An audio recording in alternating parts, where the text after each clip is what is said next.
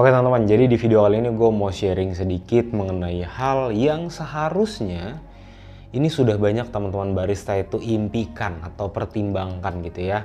Nah, hal tersebut adalah di sini teman-teman barista biasanya pengen banget punya bisnis coffee shop sendiri gitu ya.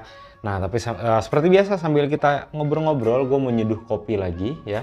Kopinya ini dari Common Grounds ya. Kopinya itu adalah ini ya teman-teman bisa lihat.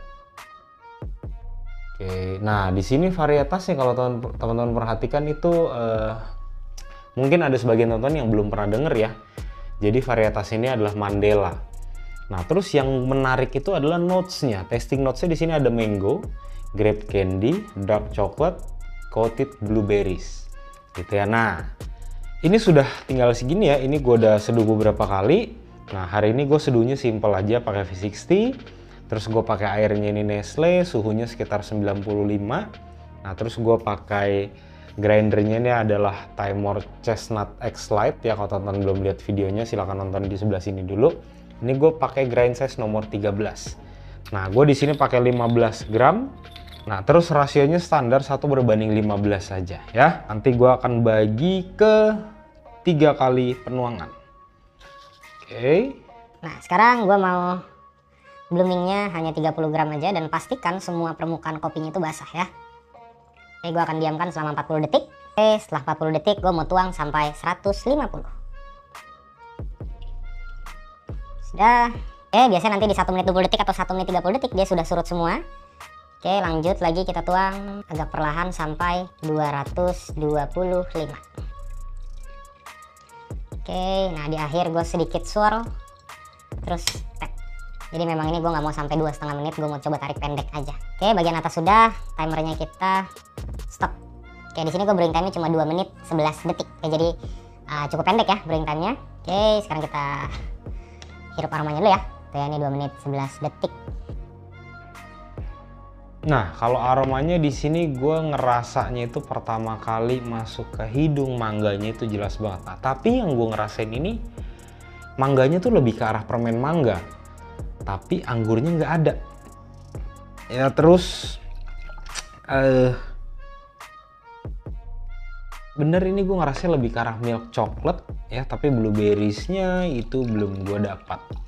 Anggurnya pun belum gue dapat ya. Oke, sekarang kita cobain. Oke, pertama kali masuk mulut ini yang dominan banget kerasa jelas itu adalah si mangganya. Bener ini lebih ke arah permen mangga gitu. Terus nggak tahu kenapa gue bukan ngerasanya anggur tapi lebih ke arah green apple. Lebih ke arah green apple gitu. Nah terus di belakang ini kerasa banget kayak milk chocolate. Milk chocolate itu teksturnya yang bener-bener kental ya. Yang kental terus manis. Nah terus di ujung ini gue merasa sedikit kayak ada cinnamon, kayak kayu manis gitu ya. Betul, jadi pertama kali ini kayak permen mangga, habis itu green apple. Nah setelah itu habis kita telan, buang nafas dari hidung tuh kerasanya wanginya tuh kayak ada milk chocolate dicampur sama cinnamon.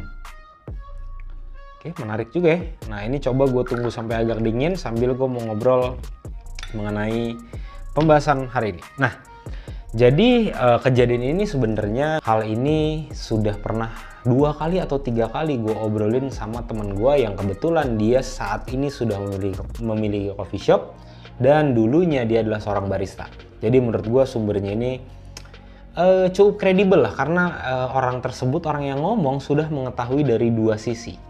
Oke, nah jadi banyak banget teman-teman barista yang di sini kebelet pengen cepet-cepet punya bisnis sendiri gitu ya. Nah kalau kasus di temen gue ini, jadi singkat ceritanya adalah dia punya baristanya itu sudah punya gaji di atas 5 juta gitu ya. Dan kita nggak bisa tutup mata, barista dengan gaji 5 juta itu pun sudah cukup tinggi ya. Jadi itu udah bisa dapat salary-nya, rate-nya cukup tinggi tuh. Nah setelah kerja spesifik itu sekitar 3 tahun lebih ya bareng sama temen gue, memang dari awal buka ya. Terus baristanya itu memutuskan untuk resign ya. Sama temen gue ditanya kenapa, karena alasannya itu mau buka coffee shop sendiri ya. Jadi join bareng temennya, yang mana setelah temen gue tanya-tanya gitu ya, ditanya-tanya ke baristanya, sudah yakin belum gitu, karena bisnis coffee shop ini tidak seenak yang dilihat orang gitu loh. Semua bisnis ya, apalagi yang baru mulai gitu ya. Nah terus masih kekeh nih ya, baristanya itu masih kekeh, akhirnya dikasih lah ya. Setelah itu sudah berjalan nggak sampai 6 bulan kedainya tutup.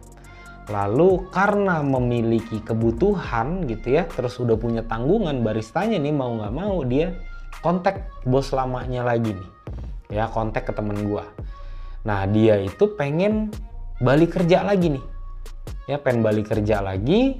Akhirnya karena temen gue berbaik hati, karena dia tahu juga ya barista ini punya karakter yang baik, kerjanya nggak aneh-aneh, ada skill juga, akhirnya diterima lagi.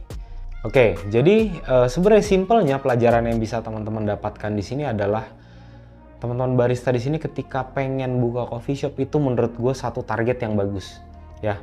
Artinya teman-teman punya target ke depannya apa yang mau teman-teman lakukan gitu ya. Tapi itu target jangka panjang. Yang mana teman-teman tuh harus menyelesaikan dulu target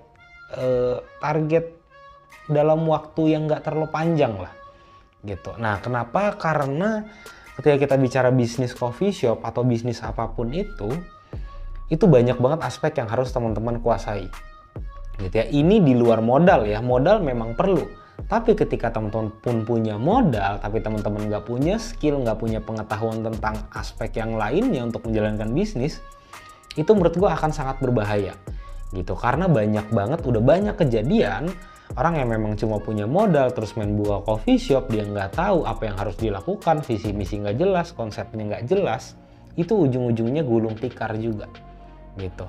Jadi simpelnya adalah tips buat teman-teman yang memang punya cita-cita ke depan mau buka coffee shop, pertama kali yang harus teman-teman bentuk itu adalah attitude dulu aja ya. Pertama attitude, yang kedua itu etos kerjanya harus yang baik, terus yang ketiga itu jangan terlalu perhitungan. Nah, jangan terlalu perhitungan ini seperti apa? Ya, karena sebenarnya di coffee shop itu teman-teman kerja itu teman-teman banyak banget bisa dapat pelajaran.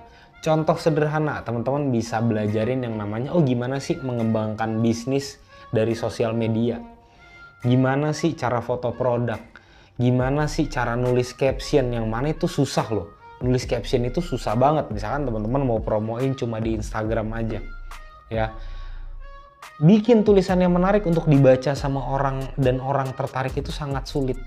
Nah terus gimana teman-teman belajar manajemen stok, terus gimana ngatur cash flow, itu tuh banyak banget di balik layarnya coffee shop yang teman-teman sebenarnya harus pelajarin. Karena apa? Ketika teman-teman misalkan teman-teman nggak punya modal, tapi teman-teman sudah punya modal dalam bentuk skill, attitude-nya baik, terus teman-teman ngerti promosi, ngerti marketing, ngerti finance, ngerti keuangan dasarnya untuk coffee shop. Suatu saat teman-teman nanti ketemu sama orang yang memang katakanlah seorang investor, itu teman-teman udah tinggal langsung jalan. Gitu. Kalau teman-teman cuma fokus di bikin kopinya aja, menurut gue percuma banget.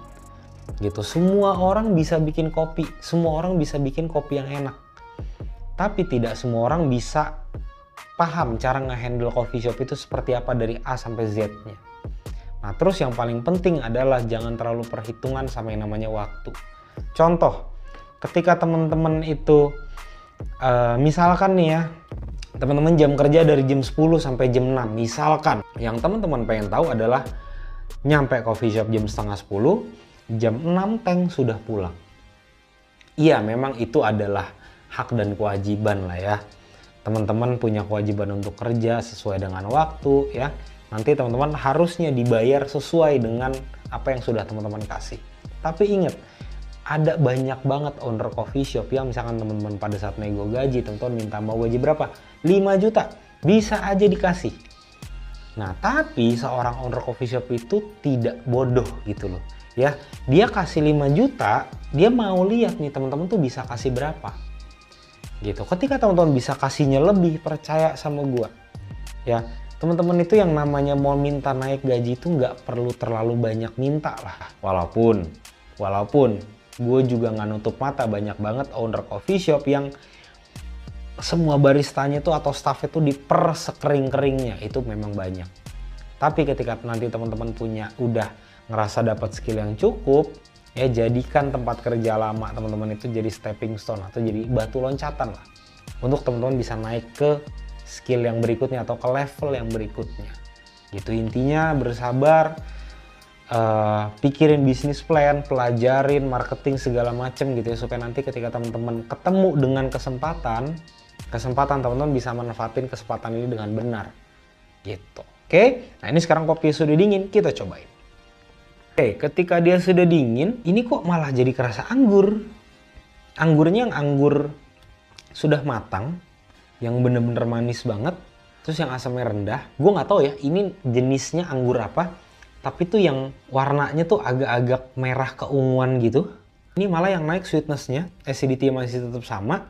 Terus di belakang, fix ini gue ngerasa milk chocolate yang makin kerasa tebel ya. Terus kayak apa ya, kayak milk chocolate yang ada wafernya gitu, kayak yang ada waffle gitu ya. Ketika dimakan kan ada wanginya tuh ya. Nah terus ini fix di belakangnya pun ada cinnamon. Nah jadi ini pertama kali masuk mulut kerasanya itu malah kayak anggurnya yang tadi gue bilang yang merah agak keunguan gitu. Terus manisnya malah lebih tinggi dibandingkan pada saat masih panas. Acidity tetap ada. Terus di sini milk chocolate yang dicampur sama kayak waffle gitu. Aftertaste-nya berasa di mulut, sensasinya tuh bener-bener creamy banget, antara creamy sama round gitu ya. Terus bodinya ini medium to high. Aftertaste-nya pun ini gue ngerasanya long tapi yang kerasa di belakang itu lebih ke arah milk chocolate. Menarik juga ya. Nanti kalau teman-teman mau cobain kopinya, semoga masih ada ya. Nanti langsung cek link di deskripsi aja, gue akan cantumkan link pembeliannya. Terus kalau teman-teman memang sudah cobain kopi ini, terus punya resep seduh yang mau teman-teman share, silahkan tulis di kolom komentar aja. Nah terus kalau teman-teman mau beli grinder ini, langsung cek link di deskripsi juga. Pokoknya semua alat yang gue pakai, semua akan gue cantumkan di deskripsi. Nah buat teman-teman kalau mau langsung tanya-tanya ke gue via Instagram, follow Instagram gue dulu di sebelah sini ya, @remaringka. Karena gue belakangan ini lagi jarang banget liatin kolom komentar di YouTube. Oke teman-teman, sampai ketemu di video selanjutnya. Thank you.